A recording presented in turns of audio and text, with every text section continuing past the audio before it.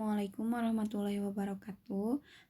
Perkenalkan, nama saya Nita Sophia Sobani, nomor NPM C10190287. Di sini saya akan menjelaskan materi tentang akuntansi keuangan menengah. Yang pertama yaitu definisi akuntansi. Akuntansi yang berarti menghitung secara garis besar. Akuntansi suatu proses yang diawali dengan mencatat, mengelompokkan, mengelola, menyajikan data, serta mencatat transaksi yang berhubungan dengan keuangan, sehingga informasi tersebut dapat digunakan oleh seseorang yang ahli di bidangnya dan menjadi bahan untuk mengambil suatu keputusan. Selanjutnya, klasifikasi bidang akuntansi. Yang pertama yaitu akuntansi keuangan, kedua akuntansi pemeriksaan, yang ketiga akuntansi biaya, yang keempat akuntansi manajemen, yang kelima akuntansi perpajakan, yang keenam peranggaran, yang ketujuh akuntansi pemerintahan, yang kedelapan akuntansi sistem akuntansi, yang kesembilan akuntansi anggaran, dan yang kesepuluh akuntansi perbankan. Fungsi akuntansi. 1. Dapat mengetahui jumlah modal yang dimiliki perusahaan dan perkembangan perusahaan pada periode tertentu. 2. Bisa menjadi dasar perhitungan pajak dan untuk menentukan kebijakan manajemen perusahaan. 3. Dapat menjelaskan kepada pihak ketiga seperti bank atau investor mengenai kondisi perusahaan dengan tepat ketika suatu waktu Anda memerlukan kredit usaha. Selanjutnya yaitu siklus akuntansi.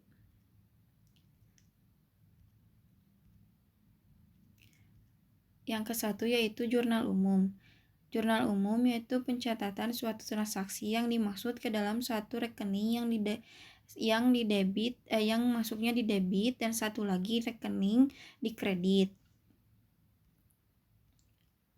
Jurnal khusus. Jurnal khusus meningkatkan efisien pencatatan terhadap suatu transaksi yang berulang, misalnya seperti jurnal penjualan, jurnal pembelian, jurnal penerimaan kas, dan sebagainya. Yang ketiga yaitu jurnal penyesuaian.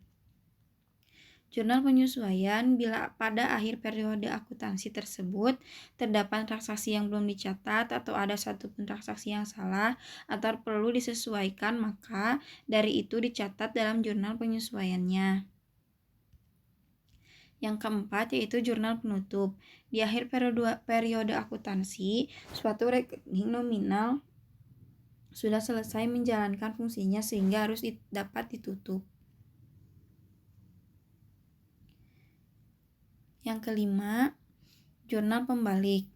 Jurnal pembalik yaitu jurnal yang dari jurnal penyesuaian yang telah dibuat, dengan demikian mengembalikan akun yang telah dibuat pada jurnal penyesuaian dari yang awalnya debit menjadi kredit dan yang dari awalnya kredit menjadi debit. Yang keenam yaitu jurnal buku besar pembantu. Langkah-langkah selanjutnya ialah memposting transaksi yang telah dicatat di dalam jurnal ke dalam buku besar. Buku besar merupakan suatu kumpulan rekening pembukuan yang masing-masing telah digunakan untuk mencatat suatu informasi tentang aktiva tertentu. Yang ketujuh yaitu buku besar umum. Buku besar umum yaitu semua perkiraan yang ada dalam suatu periode tertentu seperti kas, piutang usaha, persediaan utang usaha, dan modal. Selanjutnya yaitu laporan keuangan.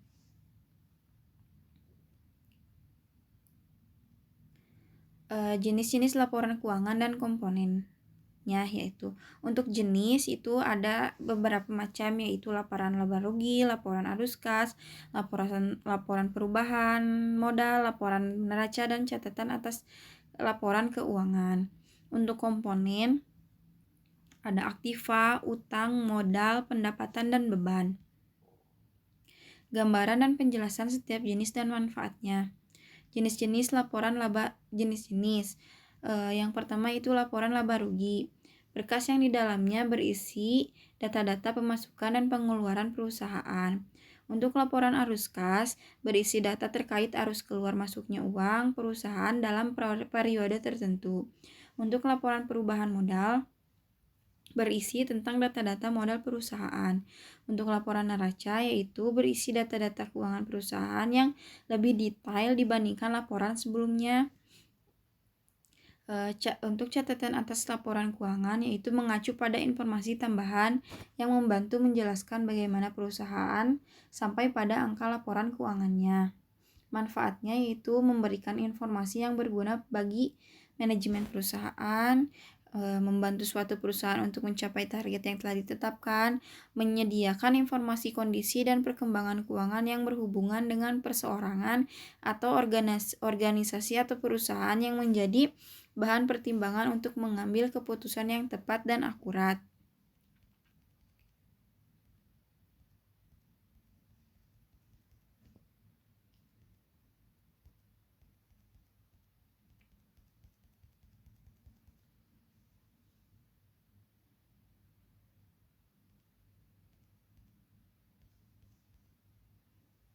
Hubungan antara laporan keuangan.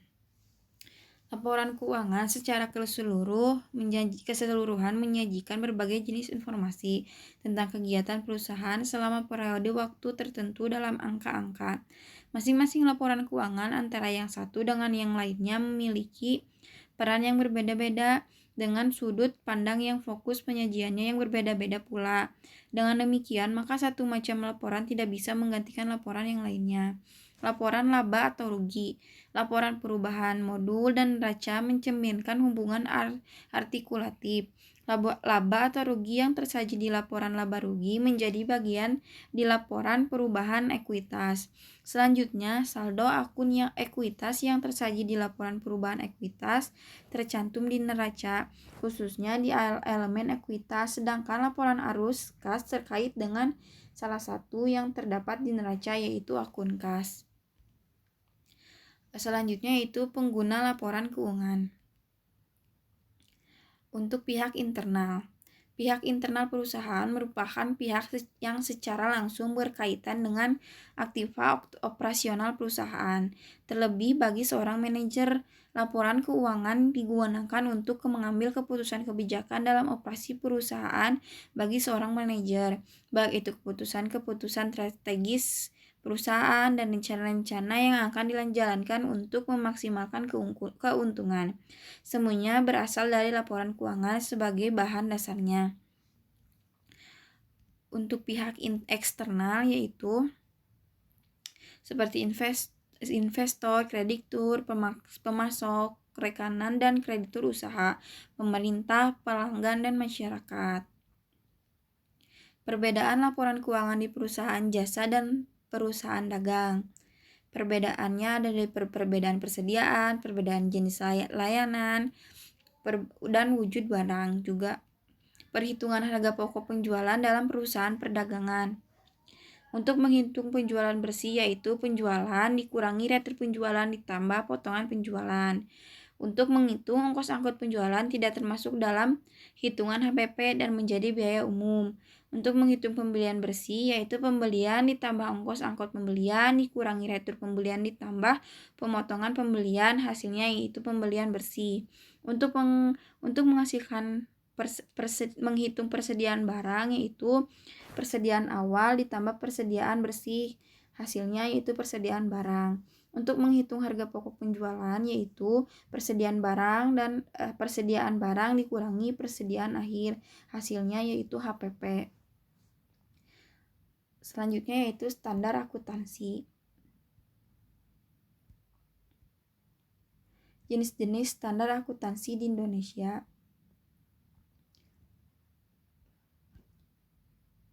PSAK IFRS.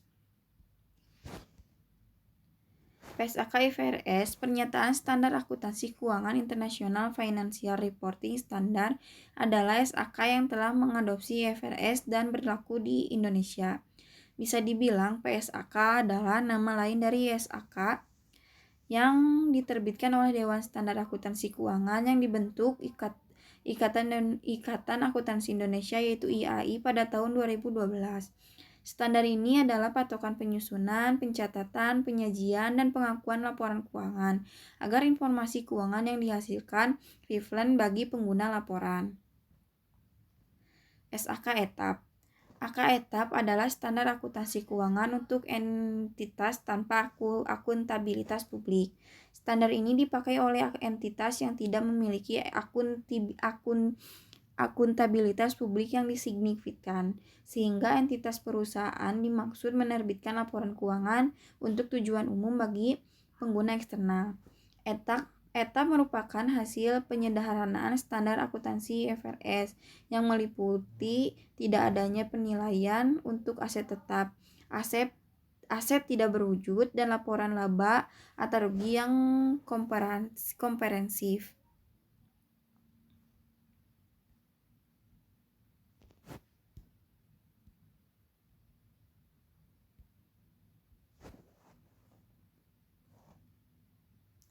PSAK Syariah. Dari namanya saja sudah diketahui bahwa standar akuntansi keuangan ini adalah standar yang berpatok pada prinsip hukum agama syariah Islam. PSAK Syariah digunakan oleh entitas yang melakukan transaksi syariah, baik itu lembaga syariah maupun lembaga non-syariah.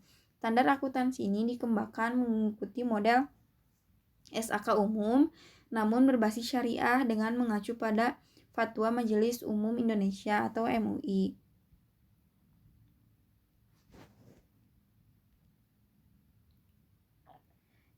SAP.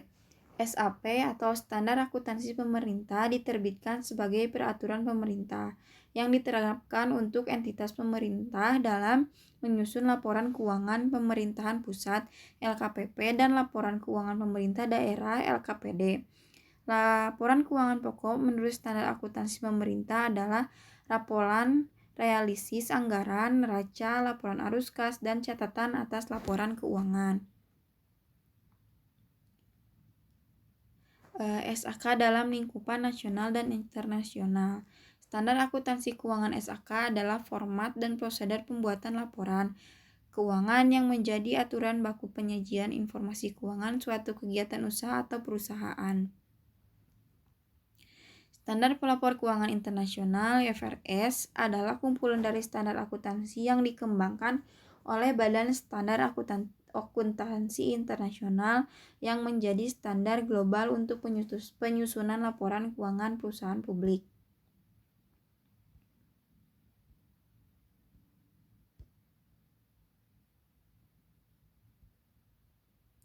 Perbedaan laporan keuangan berdasarkan SAK dan IFRS.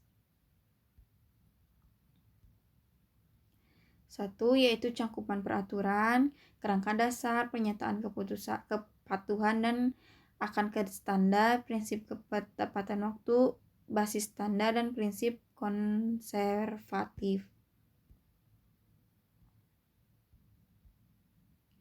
Perbedaan laporan keuangan berdasarkan SAK dan IFRS. Perbedaannya itu dari yang pertama yaitu penyajian laporan keuangan, dalam laporan laba rugi, dalam penyajian perubahan ekuitas, catatan atas laporan keuangan, laporan arus kas, dan laporan keuangan konsolidasi dan terpisah, kebijakan akuntansi dan estimasi dan kesalahan, instrumen keuangan dasar, persediaan investasi pada perusahaan, asosiasi, dan entitas anak. Selanjutnya perbedaannya juga bisa di properti investasi, aset tetap, aset tidak berwujud, sewa, ekuitas, dalam pendapatan, biaya pinjam, penurutan nilai aset, imbalan kerja, dalam pajak penghasilan, mata uang pelapor, dan sebagainya. Selanjutnya untuk badan usaha. Badan usaha adalah kesatuan dari sekelompok orang atau modal yang memiliki aktivitas yang bergerak di bidang perdagangan atau bidang usaha lainnya dengan bertujuan untuk menghasilkan laba atau keuntungan. Perseroan terbatas adalah suatu badan hukum untuk menjalankan usaha yang memiliki modal yang terdiri dari saham-saham, di mana pemiliknya memiliki bagian sebanyak saham yang dimilikinya. Artinya di dalam persekutuan ini beberapa perbedaan dari sebuah PT masing-masing memasukkan modal berdasarkan perjanjian dan modal tersebut terbagi ke dalam bentuk saham yang masing-masing saham mempunyai nilai dan secara keseluruhan menjadi modal perusahaan. Besarnya modal membentuk besarnya saham kepemilikan dari perusahaan tersebut. Persekutuan didirikan 2 orang atau lebih. Jika terjadi hutang, maka anggota-anggotanya harus bertanggung jawab untuk melakukan pelunasan terkait pencatatan transaksi. Organisasi bisnis persekutuan harus memisahkan transaksi usaha dan transaksi pribadi masing-masing anggotanya. Perusahaan perseorangan adalah bentuk usaha yang paling sederhana karena kepemilikannya dimiliki oleh satu orang. Semua orang bebas membuat bisnis personal tanpa adanya batasan untuk mendirikannya. Biasanya perusahaan perseorang dibuat oleh seorang pengusaha yang bermodal kecil dengan sumber daya yang ada. Kuantitas produksi yang terbatas juga menggunakan alat produksi teknologi sederhana. Periode pelaporan keuangan. Periode kalender. Periode pelaporan untuk laporan keuangan sebagai aturan umum. Periode pelapor untuk akuntansi adalah tahun kalender bagian 1 pasal 15 UU Federal tanggal 6 Desember 2011. Periode fiskal. Setiap bisnis memiliki tahun fiskal atau tahun keuangan. Tahun fiskal adalah periode pelaporan keuangan atau akuntansi tahunan perusahaan. Tahun fiskal dimulai pada 1 Juli 2018 dan berakhir pada tanggal 30 Juni 2019. Mengacu pada tahun fiskal 2019 atau FY 2019, tahun fiskal pemerintah federal berlangsung dari 1 Oktober hingga 30 September. Akhir tahun fiskal adalah akhir dari tahun fiskal. Periode interim. Periode interim adalah suatu periode pelaporan keuangan yang lebih pendek daripada suatu tahun buku penuh. Periode tahunan yaitu periode yang paling besar yaitu selama 1 tahun dan biasanya semua perusahaan menyiapkan laporan keuangan tahunan. Untuk ilustrasi konkret. Aset tetap, untuk yang pertama itu aset tetap dan aset tidak tetap. Aset tetap adalah properti atau peralatan yang dimiliki dan digunakan perusahaan dalam operasinya untuk menghasilkan pendapatan. Aset tetap memiliki sifat jangka panjang dan tidak diharapkan untuk dikonsumsi atau dikonversi menjadi uang tunai dalam waktu 1 tahun. Contohnya kayak tanah. Aset tidak tetap adalah aset tetap yang umumnya lebih dari 1 tahun dan tidak mempunyai bentuk fisik. Aset ini seperti mempunyai nilai karena diharapkan dapat memberi sumbangan pada laba perusahaan. Kewajiban jangka pendek dan jangka panjang. Kewajiban jangka pendek merupakan kewajiban yang diharapkan akan dibayar kembali atau jatuh tempo dalam waktu 12 bulan setelah tanggal neraca. Kewajiban jangka panjang merupakan kewajiban yang pelunasannya lebih dari 1 periode akuntansi. Sumber hutang jangka panjang dapat diperoleh melalui berbagai sumber, di antaranya adalah dari perusahaan lain, investor maupun bank. Piutang dan utang. Hutang atau utang adalah uang tunai dan non-tunai barang yang dipinjam dan merupakan hak milik pihak orang lain dan peminjam memiliki kewajiban mengembalikan. Sementara itu, piutang menurut pemandangan akuntansi adalah sebuah pemberian pinjaman berupa uang tunai atau non-tunai kepada orang lain atau perusahaan. Hutang berada di tempat yang dipandang negatif dalam sudut pandang akuntansi karena berupa kredit dan berupa uang pasif, sedangkan piutang lebih cenderung pada hal yang lebih positif daripada hutang. Dividen dan pendapatan langsung. Dividen adalah dalam akuntansi merupakan laba atau keuntungan yang diterima oleh pemilik saham yang berasal dari keuntungan perusahaan dalam menjalankan usaha selama 1 periode. Pendapatan didefinisikan sebagai arus masuk atau kenaikan-kenaikan lainnya dari nilai harta suatu satuan usaha atau penghentian utang-utangnya atau kombinasi dari keduanya. Dalam suatu periode akibat dari penyerahan atau produksi barang, penyerahan jasa-jasa, atau pelaksanaan aktivitas-aktivitas lainnya yang membentuk operasi-operasi utama yang sentral yang berlanjutan terus dari satu usaha tersebut. Aset berwujud dan aset tidak berwujud. Aset tetap berwujud adalah aktiva yang memiliki bentuk fisik dan bersifat relatif permanen. Aktiva tetap berwujud juga dapat mengalami penyusutan nilai, contohnya kayak gedung dan bangunan, tanah, peralatan, kendaraan, dan mesin. Untuk aset tetap tidak berwujud biasanya berbentuk hak-hak usaha yang dimiliki perusahaan, hak lain kayak lisensi, hak cipta, merek dagang, sistem keamanan, dan franchise. Depresiasi, depresi, dan amortisasi. Amortisasi adalah suatu prosedur pembayaran utang yang dilakukan secara bertahap dalam periode waktu yang telah ditentukan. Contohnya amortisasi seperti melakukan pembayaran bulanan atas pinjaman KPR, KTA, utang kartu kredit, kredit kendaraan, kredit modal maupun kredit untuk kebutuhan lainnya. Depresiasi yaitu suatu prosedur dalam mengalokasikan biaya penyusutan terhadap aset tetap selama periode yang diharapkan mendapatkan manfaat dari pengguna aset tersebut. Aset tetap sendiri berarti aset yang dapat dilihat dan digunakan dalam operasional perusahaan tetapi tidak diperjualbelikan. Contohnya dari aset tetap yaitu seperti tanah yang digunakan sebagai tempat berdirinya gedung perusahaan perbaikan, properti perusahaan seperti jalan di sekitar area perusahaan, dan lain-lain. Deflasi merupakan kata lain dari penyusutan nilai yang dialami oleh benda yang sifatnya alami dan tidak dapat diperbaharui. Dalam hal ini adalah sumber daya alam. Inventory, supplies, dan equipment. Perlengkapan atau supplies merupakan barang-barang yang dimiliki perusahaan yang bersifat habis dipakai atau bisa dipakai berulang kali. Biasanya barang-barang yang tergolong supplies ini bentuknya relatif kecil dan tujuan keberadaannya untuk melengkapi kebutuhan bisnis perusahaan, bukan pendukung utama jalannya kegiatan perusahaan. Sedangkan peralatan atau equipment ini merujuk pada barang-barang atau tempat yang digunakan perusahaan untuk mendukung jalannya pekerjaan. Peralatan sendiri pada umumnya berumur lebih lama alias tahan lama jika dibandingkan perlengkapan.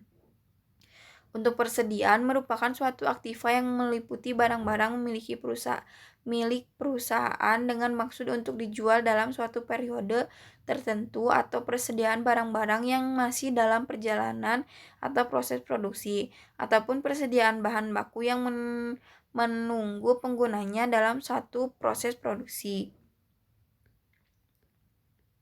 Kas dan setara kas. Kas adalah uang tunai yang paling likuid sehingga pos ini biasanya ditempatkan pada urutan teratas dari aset. Menurut PSAK 2, setara kas adalah investasi yang sifatnya likuid, berjangka pendek, dan yang dengan cepat dapat dijadikan kas dalam jumlah tertentu tanpa menghadapi risiko perubahan nilai yang signifikan. Neraca dan neraca saldo. Neraca adalah jenis laporan keuangan yang menyajikan akun-akun aktiva, kewajiban dan modal dalam satu periode tertentu. Neraca dapat digunakan oleh pihak manajerial perusahaan sebagai dasar dalam mengambil sebuah keputusan bisnis bagi perusahaan. Neraca bentuk stafel disajikan memanjang ke bawah, yang umumnya efektif digunakan oleh perusahaan yang memiliki jumlah akun banyak. Neraca bentuk sekontro menyajikan rekening dalam dua sisi. Pada sisi kanan diisi dengan komponen pasiva yaitu kewajiban dan modal, sedangkan sisi kiri diisi dengan aktiva, yaitu semua akun dengan klasifikasi aktiva seperti kas, piutang, persediaan, dan peralatan dan mesin. Neraca saldo ialah suatu buku yang punya isi berupa daftar yang menerangkan kumpulan saldo berasal dari data-data yang dipunyai oleh setiap rekening pihak-pihak terkait. Piutang.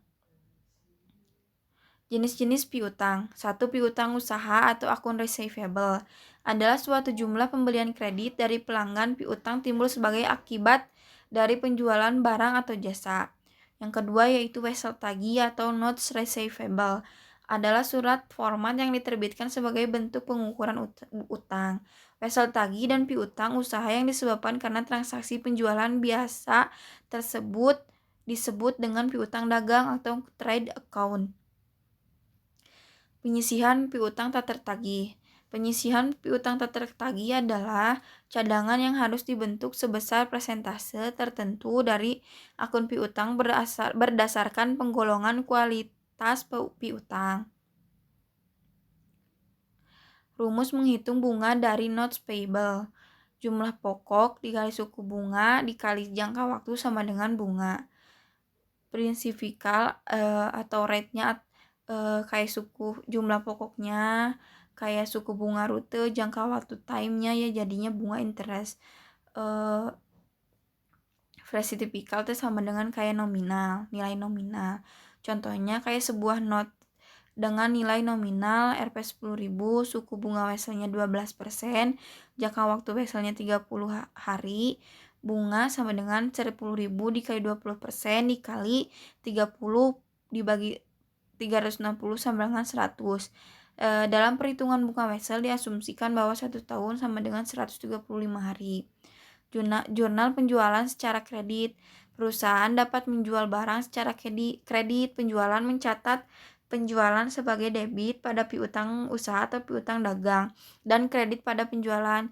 Contohnya poin jurnal untuk penjualan secara kredit senilai 510.000 dan harga pokok penjualan adalah 280.000. Untuk PT Barokah Abadi adalah sebagai berikut. Di debitnya yaitu piutang usaha 510.000 dan kreditnya penjualan 510.000. Untuk KPP-nya di debit sama dengan 280.000 dan kreditnya persediaan 280.000. Jurnal penerimaan bunga secara tunai. Misalnya seorang investor beli obligasi senilai 1 juta pada 102 ditambah imbalan jasa pialang sebesar 5.300 dengan bunga terutang sebesar 10.200. Investor tuh mencatat transaksi tersebut dengan ayat jurnal pembelian obligasi kayak seperti berikut. Dari investasi pada obligasinya PT tersebut di debitnya 1.025.300. Di debit juga ada pendapatan bunga yaitu 10.200. Untuk kreditnya yaitu kas 1.035.500. Jurnal pengakuan bunga yang dibayar bulan depan. Misalnya tanggal 1 Agustus 2019 PT Halmahera mengeluarkan 24% obligasi dengan nominal Rp 100 juta. Bunga dibayar tiap tanggal 1 Februari dan 1 Agustus dan yang diminta tuh buatlah jurnal yang diperlukan. Penyelesaiannya itu kayak jurnal transaksinya. Untuk di kasnya itu di debitnya itu kas 100 juta, buat kreditnya hutang obligasi 100 juta juga. Untuk jurnal penyesuaiannya 1 Agustus sampai 31 Desember itu sama dengan 5 bulan. 5.012 dikali 24% dikali 100 juta sama dengan 10 juta. Beban bunga untuk di debitnya yaitu beban bunga 10 juta, bunga yang harus dibayar, di kreditnya juga 10 juta. Jurnal penyisihan utang dan penghapusan piutang. Jurnalnya yaitu di beban piutang tak tertagih misalnya 10.000 dan piutang usahanya juga 10.000. Ayat jurnal untuk menimbulkan kembali piutang yang telah dihapuskan. Di debitnya yaitu piutang usaha, beban tertagihnya di kredit. Maka ayat jurnal yang mencatat penerimaan kas yaitu kas di kredit dan piutang di debit. Piutang bunga dan utang bunga. Piutang bunga atau accrued interest receivable adalah bunga atas uang yang dipinjamkan oleh perusahaan kepada pihak lain dan bunga tersebut sudah merupakan hak perusahaan, tetapi pembayaran belum diterima perusahaan.